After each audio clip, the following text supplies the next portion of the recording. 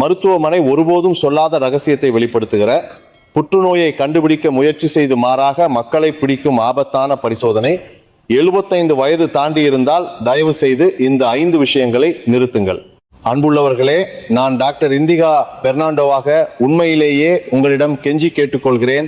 அறிகுறிகள் இல்லாத நிலையில் கவலை மட்டும் காரணமாக மருத்துவமனைக்கு அலைவதை தயவு செய்து நிறுத்துங்கள்.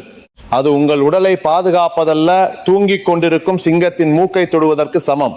எனது நோயாளிகளில் திரு நிமல் பெரேரா என்ற மூத்தவரை பற்றி சொல்கிறேன். இந்த வருடம் அவருக்கு 76 வயது ஆகிறது.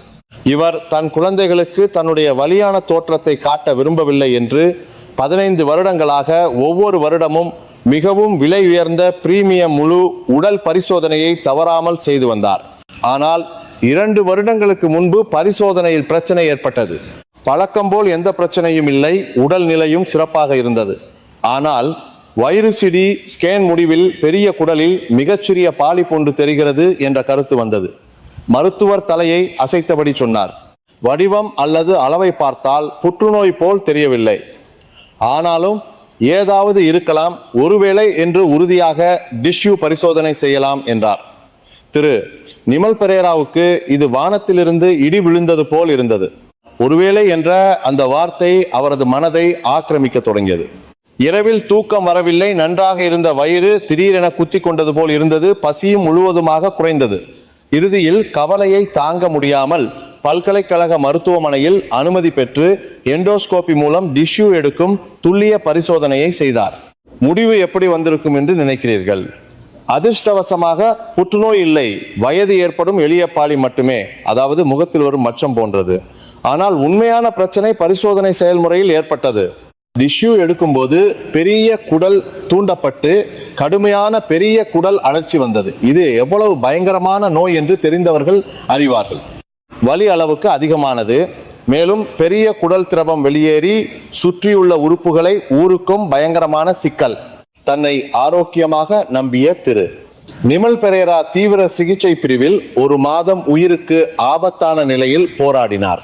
உண்ணாவிரதம் காரணமாக உடல் எடை 10 கிலோ குறைந்து எலும்பு மட்டும் மிச்சமானது. வெளியே வரும்போது தனியாக நடக்க முடியாமல் சக்கர நாற்காலியில் வந்தார்.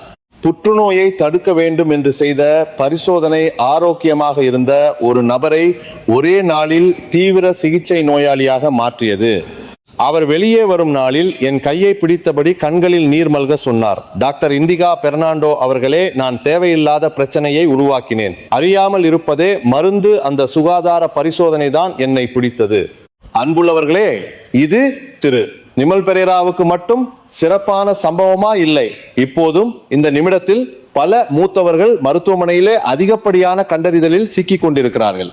75 வயது தாண்டினால் நம் உடல் இயந்திரத்தை ஒப்பிட்டால் பழைய வாகனம் போன்றது.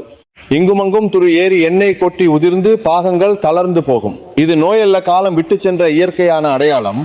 ஆனால் அதிநவீன பரிசோதனை இயந்திரங்கள் இந்த அடையாளங்களை ஏற்காது.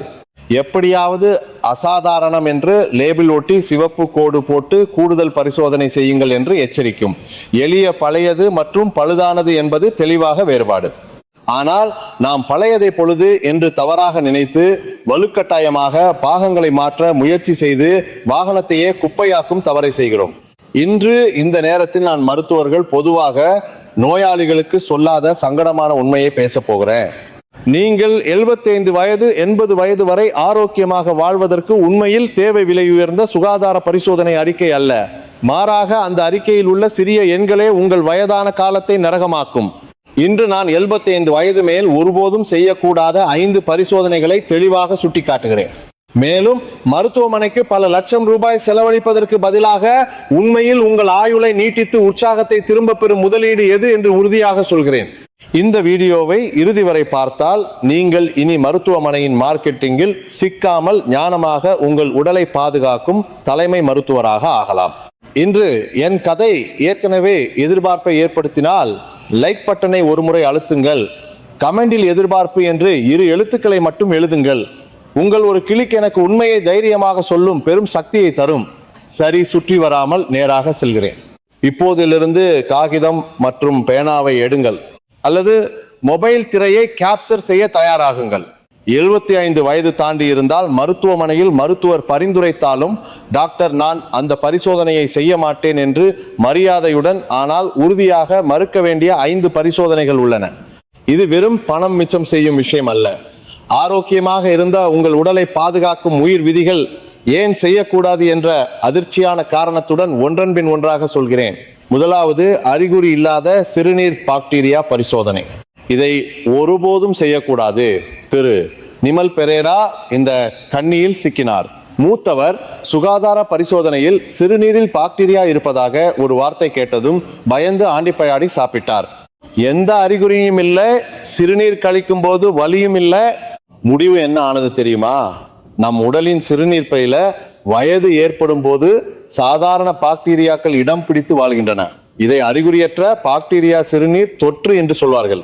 முதியோர் இல்லத்தில் உள்ள மூத்தவர்களில் 2 ஒருவர், ஆரோக்கியமான பாட்டிகளில் 10 பேரில் 2 இதை கொண்டிருப்பார்கள். இந்த சாதாரண பாக்டீரியாக்கள் கிராமத்தை பாதுகாக்கும் தெய்வம் போல் உண்மையான கொடிய பாக்டீரியாக்களை உள்ளே வராமல் தடுக்கும் பங்கு வகிக்கின்றன. ஆனால் திரு நிமல் பெரேரா ஆன்டிபயாடிக் சாப்பிட்டதால் அந்த தெய்வங்களை எல்லாம் கொன்றுவிட்டார். அந்த காலியான இடத்தில் யார் உள்ளே வந்திருப்பார்கள்? ஆன்டிபயாடிக்கு அசையாத சூப்பர் பாக்டீரியா மிக கொடிய வகைகள் உள்ளே வந்து உண்மையான சிறுநீர்ப்பை அழற்சியை ஏற்படுத்தின. இறுதியில பல்கலைக்கழக மருத்துவமனை வரை சென்று கொடிய ஊசி மருந்து போட்டு பல மாதங்கள் கஷ்டப்பட்டார். நினைவில் வைத்துக் கொள்ளுங்கள், உடல் 38 டிகிரி மேல் கொதிக்கவில்லை அல்லது இடுப்பு வலி பயங்கரமாக இல்லை என்றால் சிறுநீர் பரிசோதனையை பார்க்கவே வேண்டாம். தூங்கிக் கொண்டிருக்கும் சிங்கத்தின் மூக்கை தொடுவதற்கு சமம். இரண்டாவது, அறிகுறி இல்லாத எலக்ட்ரோ கார்டியோகிராம் பரிசோதனை. மார்பு இறுக்கி பிடிப்பது போல் வலிக்கவில்லை அல்லது மூச்சு வாங்கி நடக்க முடியவில்லை என்றால் எலக்ட்ரோ கார்டியோகிராம் இயந்திரத்துக்கு முன் நிற்க வேண்டாம். 75 வயது தாண்டினால் எலக்ட்ரோ கார்டியோகிராம் எடுக்கும்போது அசாதாரண கருத்து வரும் வாய்ப்பு மிக அதிகம். இதயம் சற்று பெரிதாக இருக்கிறது அல்லது துடிப்பு சற்று ஒழுங்கற்றது என்ற காலம். அன்புள்ளவர்களே, 80 வருடங்கள் ஓடிய இதயம் 20 வயது இளைஞன் இதயத்தை போல் இருந்தால் அதுதான் அதிசயமான விஷயம் அல்லவா? காலம் செல்ல இதய தசை தடிமனாகி மின் சிக்னல்களும் சற்று மாறும். இது பழுதல்ல, இயற்கையான மாற்றம்.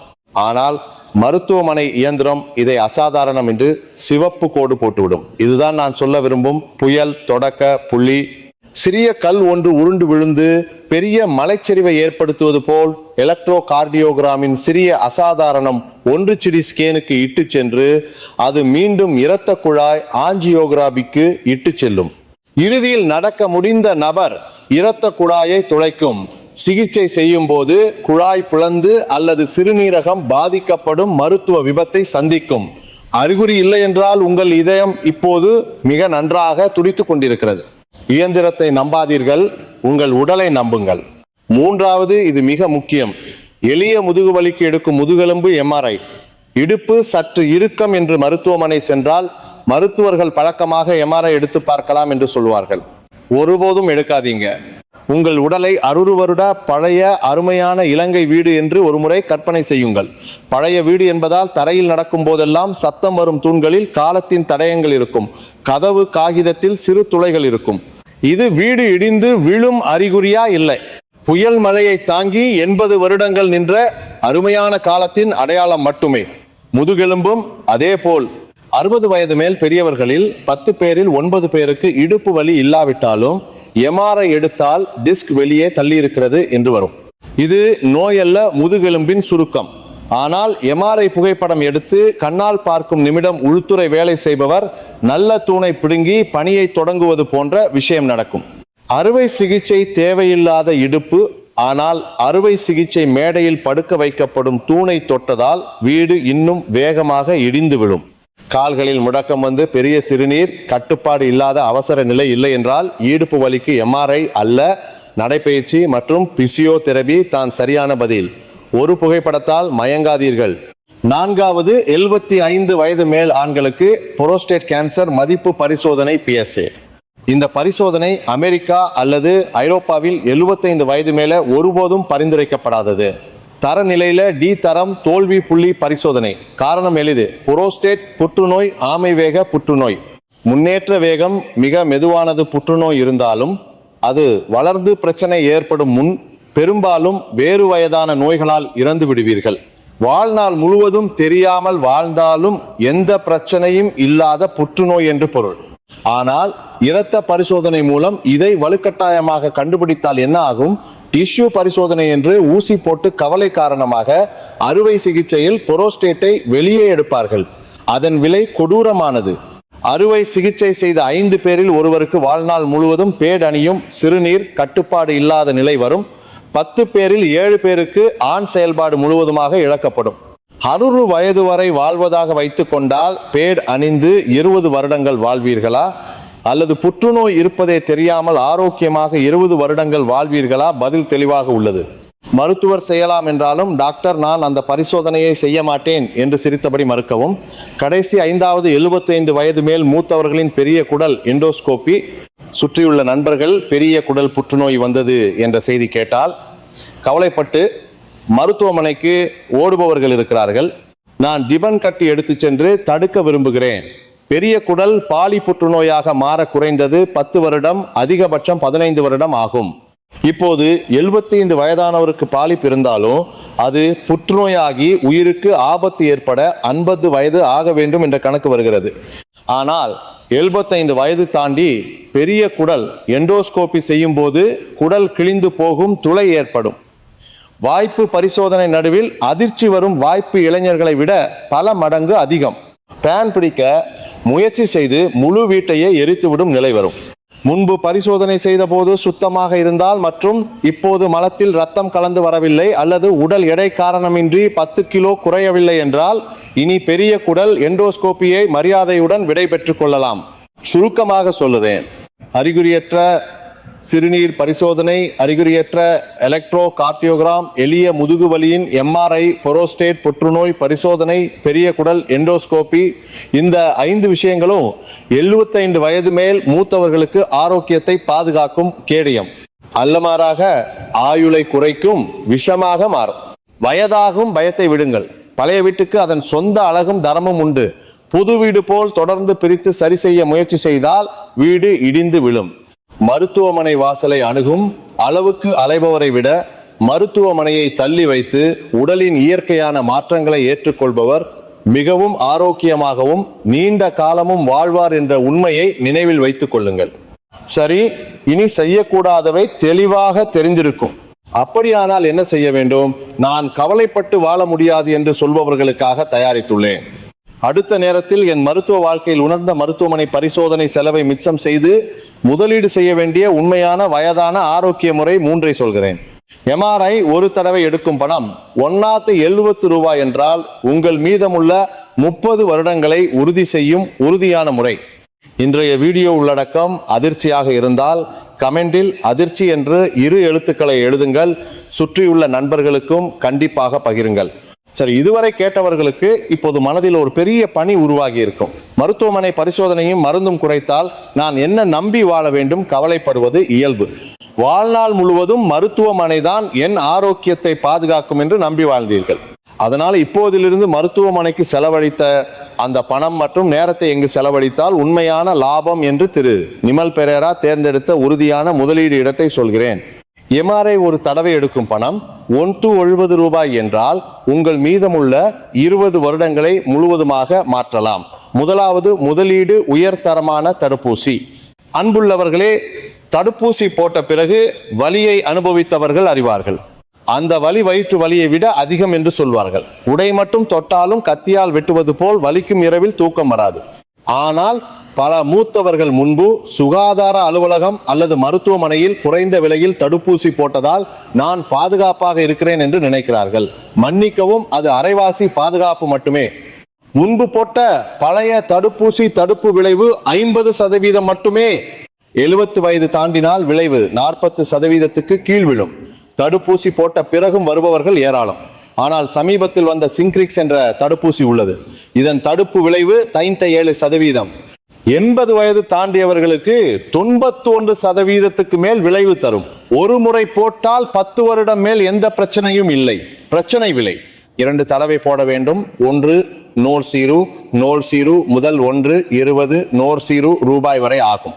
விலை அதிகமா? ஆனால் யோசித்து பாருங்க. இடுப்பு வலி இல்லாமல் MRI எடுக்கும் செலவு 1 காசு 70 ரூபாய். அந்த பணத்தில் எம்ஆர்ஐ புகைப்படம் ஒன்றை வைத்துக் கொள்ள விரும்புகிறீர்களா, அல்லது தடுப்பூசி என்ற பயங்கரமான வழியிலிருந்து 97% வாய்ப்பில் விடுதலை பெற விரும்புகிறீர்களா? திரு நிமல் பெரேரா எம்ஆர்ஐ முன்பதிவை ரத்து செய்த பணத்தில் மனைவியுடன் இந்த தடுப்பூசியை முதலில் போட்டார். இதுதான் உண்மையான ஞானமான முதலீடு. நுரையீரல் அழற்சி தடுப்பூசியும் அதே போல 65 வயது மேல் சுகாதார அலுவலகத்தில் இலவசமாக தருகிறார்கள். ஆனால் மருத்துவமனையில் பணம் கொடுத்து பிரீவேனா 13 போன்ற தடுப்பூசியை கூடுதலாக போட்டால் தடுப்பு வீச்சு மிகவும் அதிகமாகும். பரிசோதனை செலவை மிச்சம் செய்து உடலின் பாதுகாப்பு சக்தியை உயர்த்துங்கள். இரண்டாவது, முதலீடு மருந்து கடை அல்ல, இறைச்சி கடை மற்றும் பழக்கடை. திரு நிமல் பெரேரா இப்போது கண் விழித்தவுடன் ஊட்டச்சத்து மருந்து பாட்டிலை தேடுவதில்லை. அதற்கு பதிலாக வேக வைத்த முட்டை 2 மற்றும் பால் 1 கிளாஸ் சாப்பிடுகிறார். வயது ஏற்படும் போது உடல் சோர்வு மற்றும் தள்ளாட்டம் நோய் அல்ல, தசை குறைவு காரணம். இதை தடுக்கும் ஒரே மருந்து புரதம். இறைச்சி அல்லது மீன் தோய், முட்டை உங்கள் உள்ளங்கை அளவுக்கு சாப்பிட வேண்டும். மேலும் ஒரு நாளைக்கு 20 நிமிடம், சரியாக 20 நிமிடம் மட்டும் நடக்கவும். மூச்சு திணறும் அளவுக்கு தேவையில்லை. அருகில் உள்ளவருடன் பேசும் அளவுக்கு இதமான மனநிலையில் நடக்கலாம். ஆராய்ச்சி முடிவுகளின்படி ஒரு நாளைக்கு 20 நிமிடம் நடப்பவர்கள் எந்த நடைப்பயிற்சியும் செய்யாதவர்களை விட இறப்பு அபாயம் 30% குறைவு. எந்த விலை உயர்ந்த ஊட்டச்சத்து மருந்தும் இந்த விளைவை தராது. எம்ஆர்ஐ எடுக்கும் பணத்துல நல்ல தரமான மாட்டிறைச்சி வாங்கி சாப்பிடுங்க. வசதியான ஸ்னீக்கர்ஸ் ஒரு ஜோடி வாங்கி அணியுங்கள், அது லாபம். மூன்றாவது, ஒரே ஒரு விதிவிலக்கான பரிசோதனை உள்ளது. இதை கண்டிப்பாக பணம் செலவழித்து செய்யுங்கள். அதாவது வயிற்று பெரிய இரத்த குழாய் அல்ட்ராசவுண்ட். குறிப்பாக 65 வயது முதல் 25 வயது வரை ஆண்கள் மற்றும் புகைப்பிடித்தவர்கள் அவசியம். வயிற்றுக்குள் உள்ள மிகப்பெரிய இரத்த குழாய் பலூன் போல் வீங்கும் நோய். இது எந்த அறிகுறியும் இல்லாமல் ஒரு நாள் திடீரென பிளந்தால் கையாலாகாத நிலையில் இறந்துவிடும் பயங்கரமான நேர வெடிகுண்டு. அதிர்ஷ்டவசமாக அல்ட்ராசவுண்ட் மூலம் மிக எளிதாக கண்டுபிடிக்கலாம். முன்கூட்டியே கண்டுபிடித்தால் எளிய முறையில் தடுக்கலாம். இதை ஒவ்வொரு வருடமும் செய்ய வேண்டியதில்லை. வாழ்நாளில் ஒரே ஒரு முறை சரியாக பரிசோதனை செய்தால் போதும். தேவையில்லாத தைராய்டு அல்ட்ராசவுண்ட், கரோடிட் அல்ட்ராசவுண்ட் இவற்றை செய்யாதீர்கள். இந்த ஒன்றை மட்டும் கவனியுங்கள். சரி, இப்போது மருத்துவமனை சென்றபோது பிரச்சனை. மருத்துவர் அவர்கள் இன்னும் ஒரு பரிசோதனை செய்து பாருங்கள் என்று பரிந்துரைத்தால் மனம் மென்மையான நம் மூத்தவர்களுக்கு மறுப்பது மிக கடினம். அப்படி இருக்கும்போது மருத்துவரின் மனதை புண்படுத்தாமல் உங்கள் உடலை பாதுகாக்கும் மிக உயர்ந்த கேள்வி 3ஐ சொல்கிறேன். இதை நோட்டு புத்தகத்தில் எழுதி எடுத்துச் சென்று மருத்துவர் முன்படியுங்கள். முதலாவது கேள்வி, டாக்டர், இந்த பரிசோதனையால் நோயை கண்டுபிடித்து சிகிச்சை செய்தால் நான் இன்னும் நீண்ட காலம் வாழ முடியுமா என்று கேளுங்கள். மருத்துவர் தயங்கினால் அல்லது என்னவோ என்றால் அந்த பரிசோதனை செய்ய வேண்டியதில்லை. இரண்டாவது கேள்வி, இந்த சிகிச்சையின் விளைவு தெரிய எத்தனை வருடம் ஆகும்? 10 வருடம் ஆகும் என்றால் 80 வயது மூத்தவருக்கு அர்த்தமில்லாத சிகிச்சை. மீதமுள்ள நேரத்தை மருத்துவமனை படுக்கையில் செலவழிக்காமல் மகிழ்ச்சியாக வாழ்வதே லாபம். மூன்றாவது கேள்வி, இப்போது செய்யாமல் பின்னர் அறிகுறி வந்தபோது பரிசோதனை செய்தாலும் தாமதமா? பெரும்பாலான வயதான நோய்கள் தாமதமாகாது. அறிகுறி வந்தபோது சிகிச்சை செய்தாலும் முடிவு ஒரே மாதிரி இருந்தால் முன்கூட்டியே கண்டுபிடித்து கவலைப்பட தேவையில்லை. திரு நிமல் பெரேரா இப்போது மருத்துவமனை ஷாப்பிங்கை நிறுத்தி அந்த பணத்தில் நண்பர்களுடன் சுவையான உணவு வாங்கி சாப்பிட்டு பயணம் செல்கிறார்.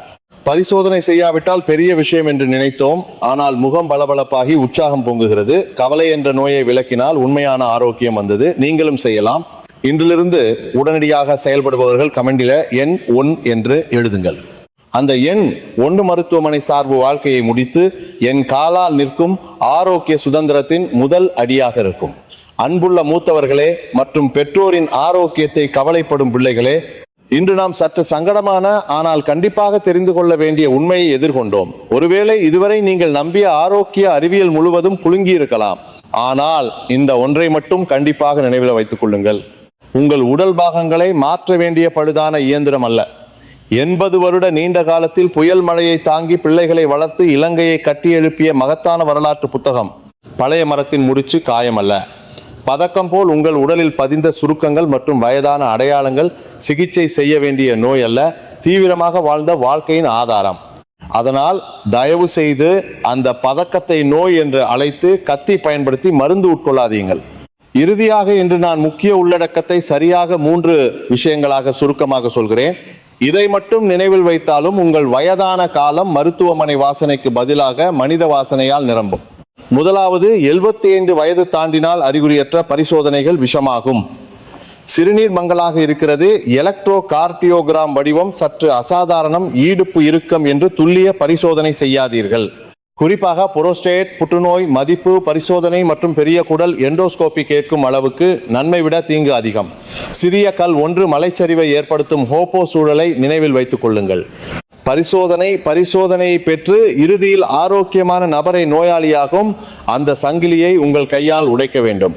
இரண்டாவது, மருத்துவருக்கு கேள்வி கேட்பதை பயப்படாதீர்கள். டாக்டர், இந்த பரிசோதனை செய்யாவிட்டால் என் ஆயுள் குறையுமா? இந்த சிகிச்சை விளைவு தெரிய எத்தனை வருடம் ஆகும்? பின்னர் வலி வந்தபோது சிகிச்சை செய்தாலும் தாமதமா? இந்த 3 கேள்விகள் உங்களை அதிகப்படியான சிகிச்சை சேற்றிலிருந்து காப்பாற்றும் உயிர் கயிறு. மருத்துவரின் அதிகாரத்தை விட முக்கியம் மீதமுள்ள வாழ்க்கையை வலியின்றி வாழ வேண்டிய உங்கள் உரிமை. மூன்றாவது, மருத்துவமனை செலவை மிச்சம் செய்த பணத்தில் உண்மையான ஆரோக்கியத்தில் முதலீடு செய்யுங்கள். எம்ஆர்ஐ எடுக்கும் பணம் ஒன்றாய் 70 ரூபாய் கொண்டு சிங்கிரிக்ஸ் தடுப்பூசி போடுங்கள். பரிசோதனை செய்யும் நேரத்தில் இறைச்சி கடைக்கு சென்று நல்ல இறைச்சி வாங்கி சாப்பிடுங்கள். பூங்காவுக்கு சென்று சூரிய ஒளியில் நடக்குங்கள். மற்றும் ஒன்று மட்டும் வயிற்று பெரிய இரத்த குழாய் அல்ட்ராசவுண்ட் கவனியுங்கள். இதுதான் 100 வயது காலத்தின் உண்மையான செல்வம் மற்றும் ஆரோக்கிய டெக். என் நோயாளி திரு நிமல் பெரேரா இப்போது காலண்டரில் மருத்துவமனை செல்லும் நாட்களை குறிக்கவில்லை. அதற்கு பதிலாக நண்பர்களுடன் சந்திக்கும் நாட்கள், பேர குழந்தைகளுடன் பேசும் நாட்களை குறிக்கிறார். சில நாட்களுக்கு முன் சிகிச்சை அறைக்கு வந்து என்னிடம் இப்படி சொன்னார்: டாக்டர் இந்திகா பெர்னாண்டோ அவர்களே மருத்துவமனையை நிறுத்தியதால் இப்போதுதான் வாழ்க்கையின் சுவை தெரிகிறது. நான் என் உடலை நம்பினேன் என்பதால் உடலும் என்னை ஏமாற்றவில்லை. அந்த சிரிப்பு தான் உண்மையான பதில். உங்கள் வயதான காலம் பரிசோதனை அறிக்கை மற்றும் மருந்து பொட்டலங்களால் நிரம்பாமல் இருக்கட்டும். அதற்கு பதிலாக சுவையான உணவு, மகிழ்ச்சியான உரையாடல் மற்றும் இதமான நடைப்பயிற்சியால் நிரம்பட்டும் என்று உளமாற விரும்புகிறேன். கவலைப்படாதீர்கள். நீங்கள் நினைப்பதை விட மிகவும் வலிமையானவர்கள் மற்றும் ஆரோக்கியமானவர்கள். இன்றைய வீடியோ உங்கள் திகைப்பான மனதுக்கு சிறிய விளக்காக இருந்திருக்கும் என்று நம்புகிறேன். இந்த உண்மை மேலும் பலருக்கு செல்லும் வகையில் இப்போதே லைக் பட்டனை ஒரு முறை அழுத்துங்கள். அன்புள்ள குடும்பம் மற்றும் நண்பர்களின் வாட்ஸ்அப்புக்கு இந்த வீடியோவை பகிருங்கள். மேலும் இனி என்னுடன் உண்மையான ஆரோக்கியத்தை தேடுபவர்கள் சப்ஸ்கிரைப் பட்டன் மற்றும் அறிவிப்பு அமைப்பையும் மறக்காதீர்கள். இதுவரை உங்கள் பக்கத்து நின்று பாதுகாக்கும் உறுதியான தலைமை மருத்துவராக இருந்தேன். இன்றும் மருத்துவமனை செல்லாமல் பூங்கா செல்லும் ஒரு நாளை அனுபவியுங்கள். நன்றி. நலநாள் நலநாள்